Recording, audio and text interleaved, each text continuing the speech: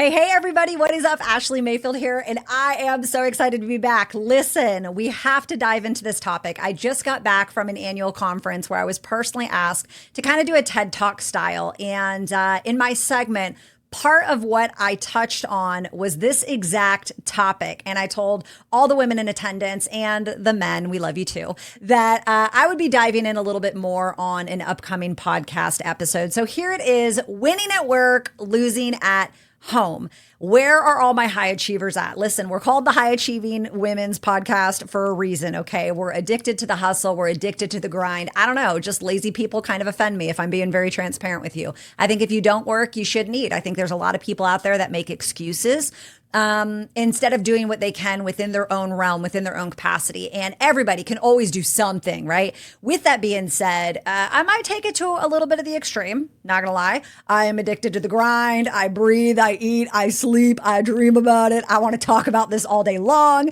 When you're talking to me about your dog, I'm thinking about the hustle. Okay. Like I love it. I love it. It's how I'm wired.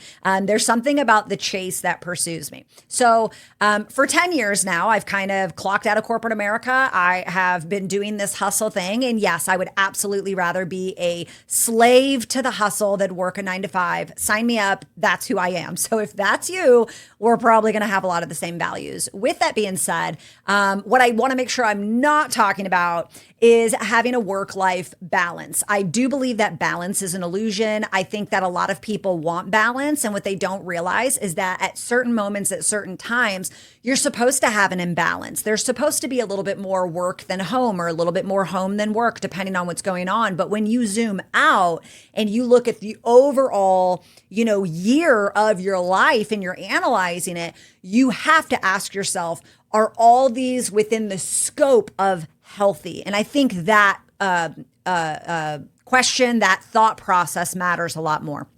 So I'm not talking about having a work-life home balance. I think that when you have a dream, when you have a goal, when you have something that you're passionate about, I think you have to have that gazelle-like intensity. I think you have to tackle that thing head on and destroy anything that comes in its path, okay? However, there are some mistakes that I've made. And what you don't want to do is compromise the love and the attention of the people that you live with and the people that should absolutely matter the most. So, my journey started, I think that as I was climbing to the top of my previous company, as I'm introduced to this online space and making money online, it's, my kids. And of course, at the time when I first started, my kids were 6 and 2-ish. 2.5, almost 3, 6 and 3, right around in there. So they were a lot younger now. Now I have a 16-year-old and a 13-year-old. Praise God, life is great. And it really is. I'm not being sarcastic, but it's great now because I made changes.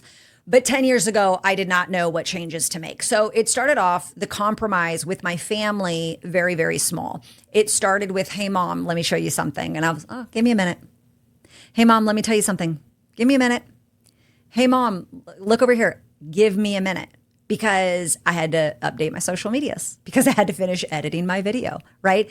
It kind of progressed to where then Jason had to drive all the time because I had to respond to emails and phone calls and text messages and, DMs and this, that, and the third. Then it came to this point where I'm looking down more than I'm looking up. Looking down at the phone, like my husband would come into my office, have full-blown conversations with me, and I would never once look up. That is not a badge of honor. That is beyond disrespectful. When you're in it, you don't see it. When I was in it, I didn't understand, right? You start compromising the time and attention. You start not being present. You're there, but you're not there, right? And there were many times in like an 18-month window, and it could have even been longer. It could have been 24 months, but I might not have been paying attention, where, me and my husband would have arguments, and he would literally to my face tell me things like, you don't care about me, you're putting me on the back burner, and all this stuff. And I did not see it. And it was so funny because to me, I was like, what are you talking about? Like, everything I'm doing is for you. Everything I'm doing is for us. I could not see that the hustle, I was so addicted to it that I was prioritizing it over my family. Now, are there moments where your career, the dream, the goal is more important than your family? Yes and no. Yes and no. Again, we're not talking about having a healthy, I'm talking about not balance. I'm talking about making sure your categories are healthy. There will be a moment when my husband was hospitalized with COVID for 9 days. Yeah, that immediately took precedence over anything else in my life. My kid could have fell and broke her toe. Cool. We're going to handle that, but we're focusing on dad. So there's moments where you do have to make a decision. If we're categorizing things, there's moments where, the dream, it's going to cost you time with your family. It's going to cost you money, right? It's going to cost you peace. And you have to be willing to roll those dice. If you truly believe in what God's calling you to do, it's just going to cost you, right? And so what I am talking to you about, though, is making sure that there's not an imbalance where it's so far out of control. I had gotten to a point, 5 years into my online business where I had made $1 million in commissions coming through. I was a top income earner, top producer, consistently top developer of leaders. And so I said yes to everything. I didn't have good time management. I didn't have good focus management. I wasn't using a calendar. And I thought because I was home hustling all day that I could just say yes to everything. And the problem is every time I said yes to an opportunity, whether that was to speak, to pour in, to share, to get on a Zoom, a phone call, texting, whatever, to create even, every yes I said to that, I was saying no to my family. And no one really talks about how do you do this effectively? No one, I wish someone, and this is what I spoke on stage, just a while ago. I wish someone would have taught me how to do this effectively. I wish someone would have taught me how do I navigate this hunger that's on the inside of me that I'm wired to be driven. I'm wired to pursue. I'm wired to chase. And I'm not going to apologize for that. I love it. I'm so grateful for it. But how do I do that while effectively bringing my family along so they do this coexisting, right? It's not one or the other, where I think America, corporate America, and our careers outside of entrepreneurship make you choose because you trade time for money. And so one of the benefits of working from home and hustling is that I have all the time in the world, right? I have autonomy over my schedule. But when does the addiction of pursuit and the addiction of hustle compromise the people you live with the most? And I can tell you, I got to this point where things hit the peak, and I'm so grateful. I'm so grateful that whatever veil was over my eyes fell off, and I started understanding what was actually happening and how the decisions I was making wasn't adding value to my family. It was subtracting value from my family, because I can tell you, what is the point of impacting millions of women's lives around the world if I am not being responsible with the two ladies that the Lord has given me physically from my body and has made me responsible over? It's not. If at the end of the day, I am challenging you, I am growing you, I'm inspiring you, and I am not imparting things into my daughters, that is irresponsible of me as a mother, right?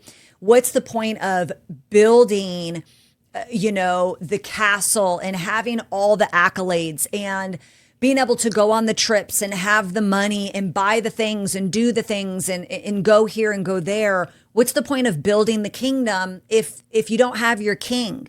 And no, we were not near divorce. No, we were not near separating, nothing like that. We went in, listen, okay? It's not coming off, sir, okay? But it was a frustrating time. And until your spouse has the boldness and the willingness to confront the beast, because I know how hard it was for him to address this situation, but that wasn't the first time he thought about it. He was sitting on that.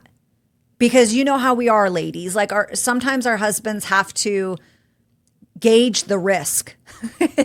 It's a risk to address situations. And I actually don't want my marriage to be that way.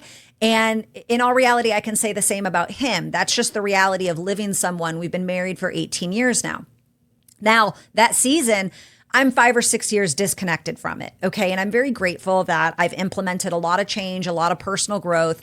And by no means am I perfect. I'm not sitting here telling you, like, I'm not even coming to you from the freaking mountaintop. Okay. I'm still in the valley. There's still moments where I'm looking at my phone. There's still moments when I'm making the wrong decision. However, I have massively grown, and I can confidently tell you that I feel respected, valued, looked at as a leader from both of my daughters. They have both come to me at different stages in their, little worlds. Again, we're 16 and 13 now, where they've asked me advice, or they've asked me my opinion, or they've asked me how I handled it. And that's a direct reflection of pouring in time with them, of letting them know that I was there, of being present, of actually looking and listening to them when they're talking to me. And that change did not happen overnight.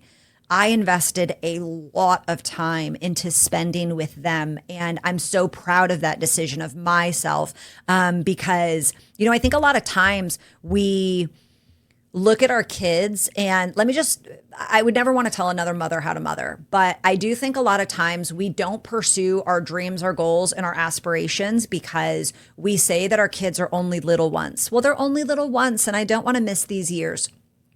And I just want to challenge you with that. As a woman and as a mom who the little years are done, my next little years will be grandbabies, okay? Or my puppy that I should be getting on my birthday. Thank you in advance. But I promise you, having a daughter who has already gone through her middle school experience, having a daughter who is going into her last year of middle school experience, your children, boy, girl, I just have 2 daughters, so that's all I can speak to. They need you more in middle school than you realize. They need you to be emotionally stable. They need you to have the emotional intelligence of more than a toad, okay? They need financial stability in your household. They need emotional management. Your children need this from you. If you think it's only because, see, their baby stages is for you. What about, are you serving them? And so working on that relationship in these middle school years has just been so beneficial. And so maybe you're there. Maybe you're there. Maybe you're in a position where you're so addicted to the hustle, you don't know how to stop. It's compromising. There's arguments between you and your husband. Your kids are frustrated with you, or maybe there's just this unspoken tension, right? I think the goal is to build a life your family gets to experience, and it's not in competition with. Your family doesn't want to compete with you all the time, for your attention.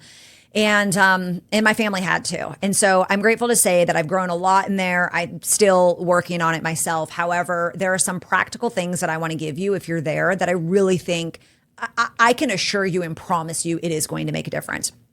The first thing that I want to tell you is it's important that you schedule your family. And that sounds really like brash. It sounds really harsh. Like, what do you mean, schedule my family? Well, number one, if you're not using a calendar, you do not have personal leadership.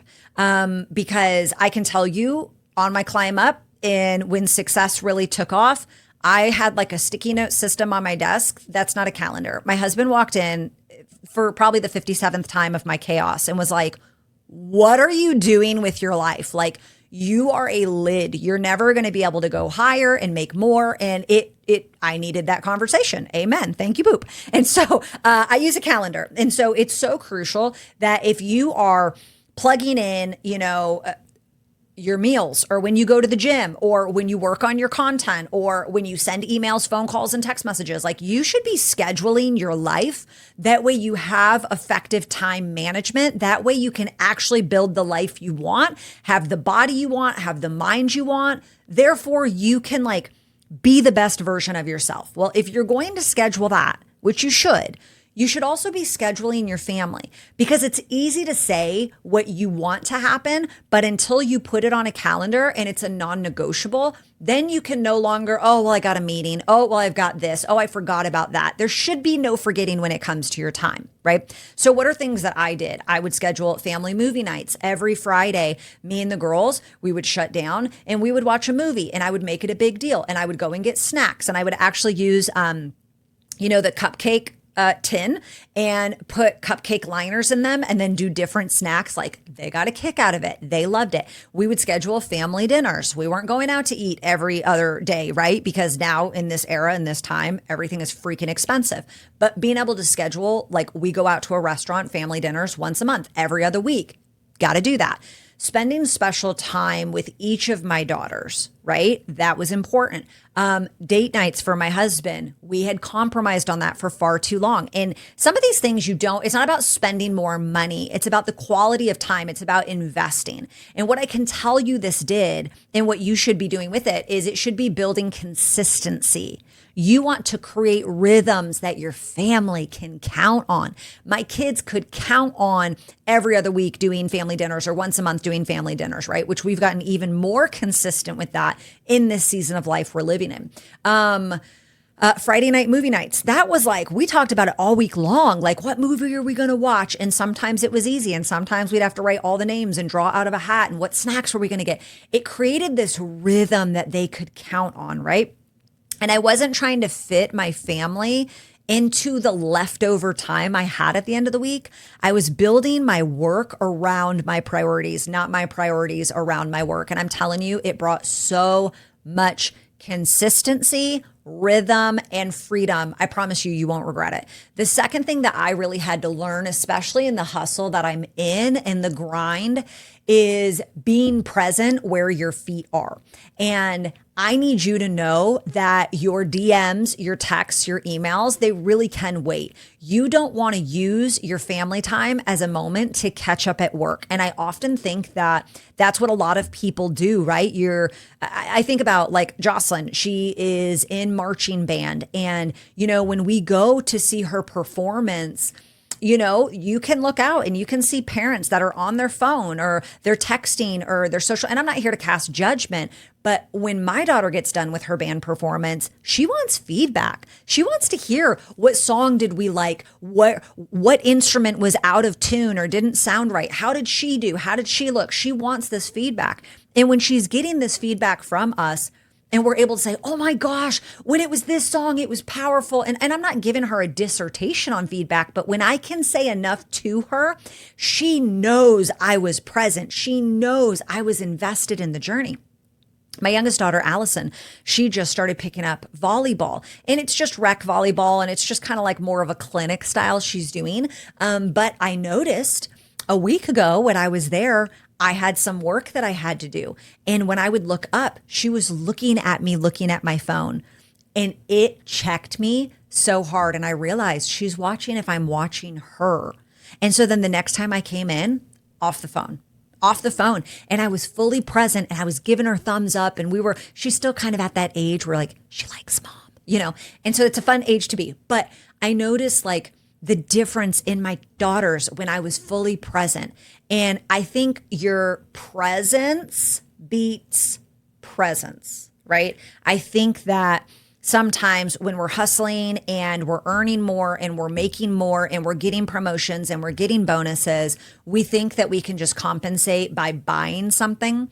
And I can tell you, I had a parent that did that with me, that anytime I got yelled at or screamed at or she lost her cool, she would buy me something and, like, punish me really hard and then try to buy my love back, right? And that's neither here nor there. But, I think a lot of times we try to buy things to offset the hustle, and I've definitely done that. But more than a present, I think what your children need is your presence. They need you to be present at dinner. They need you to be present at their soccer games. Your husband needs you to be present on date night, right? To be able to put that phone away. And your family will rarely remember what you were working on, but they will remember whether they had your attention or not. They will remember whether you didn't make it because a meeting was more important. And I'm not saying that there's not moments where that doesn't have to happen. There's moments where, I made it very clear, especially in this season of our life, I transitioned businesses and I'm back at the ground up building. We're pastoring a church. I'm raising 2 teenage daughters who are running in 2 different directions. I cannot, nor will I be all things to all people. I can't say yes to everything. It's impossible because these things overlap. There will be, and I'm not going to stress myself out. And so there was hey, mom's going to be as present as she is, but she can't be at everything. To my husband, hey, I'm going to be as present as I can in the church, but I can't say yes to everything. In my business, hey, I love this and it feeds my family, puts food on the table, but I can't be at all places at all things. I'm going to have to sit some stuff out, right? And that's for my own mental capacity. But when you have that standard of, I'm willing to say no, I can't go to every football game, I can't go to every marching band thing, but the ones I'm at, I'm going to be there, be there. I think that matters. I think it matters. I also think one thing that made a massive difference in my own personal journey is bringing your family on the journey with you. Instead of making your goals this competition with them, make them feel like they're a part, almost like they're your little teammates, right? And I did this a lot where as I'm climbing in my online business, I would make these giant poster size of signs about my next rank or my next goal. And the next thing I knew, my kids were wanting to make signs and hang them up in their room or put them around the house for me for encouragement. And that meant a lot. I've been able to bring my oldest daughter on some speaking engagements that I went to and bringing them along in the journey, telling them when you hit a goal, telling them, hey, here's what I'm working towards. Thanks for cheering me on. I do that when I had the opportunity to speak on stage. We were driving. I don't remember where we were driving, but it was me and the girls probably driving to church. And I was like, oh my gosh, you're not going to believe this. I was asked to speak from corporate again. I'm so excited. They cheered me on. Why? Because they know it's important to me, because they respect what's important to me, because I've proven and shown that I respect them, right? And so I think that matters. I think your family will support what they understand. And so along the way, still to this day, if I unlocked a bonus, I let them know. If I have speaking opportunities, I let them know. The trips that I've earned, I let them know. I fill them in on the exciting things that are happening in my world, just like I ask them how their day went, or I ask them what they're working on or what they're struggling with.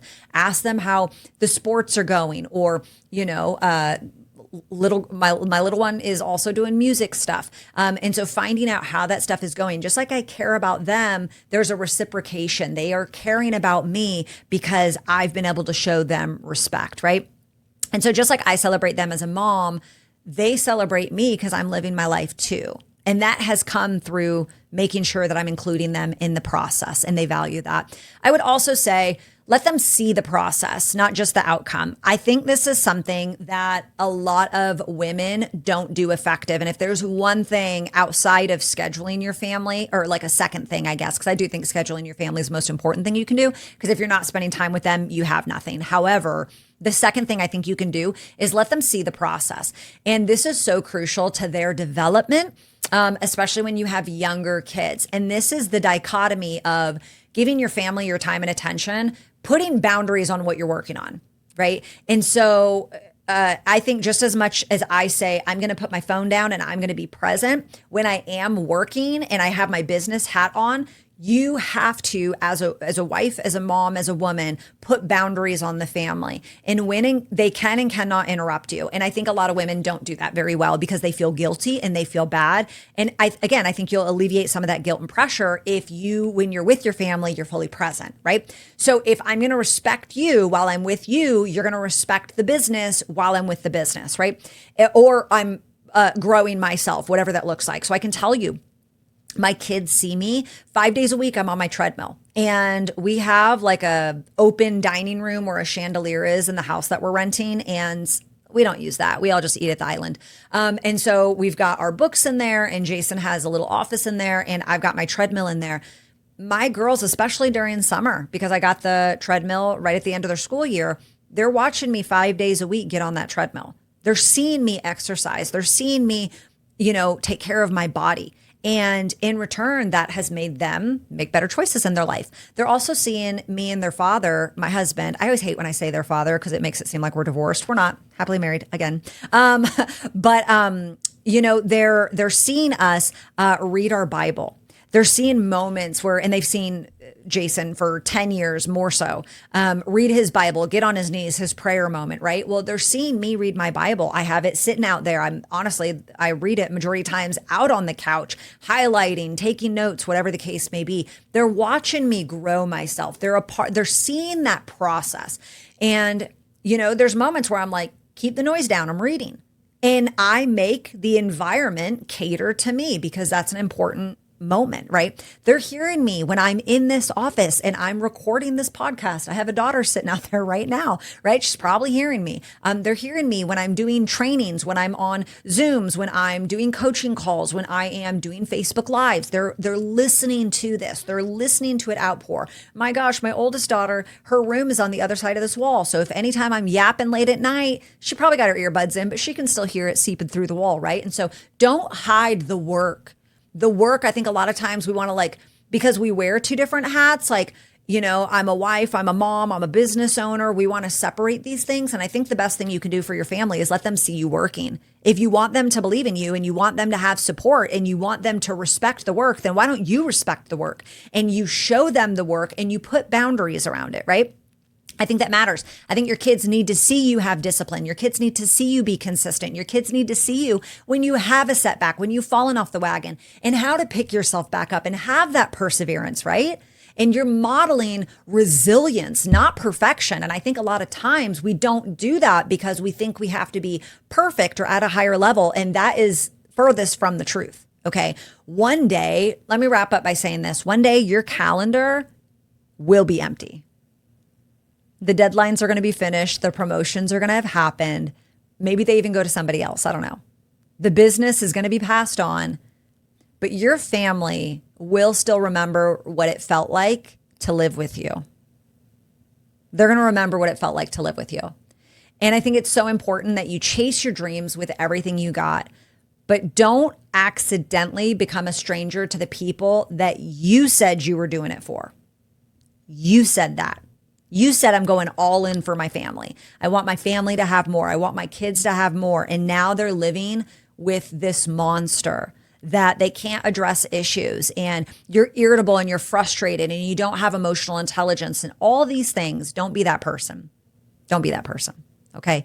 Build something you're proud of. But more importantly, become someone they're grateful to do life with. I know it's hard, but you can do it. I love you guys. Thanks for tuning in. I can't wait to grow with you.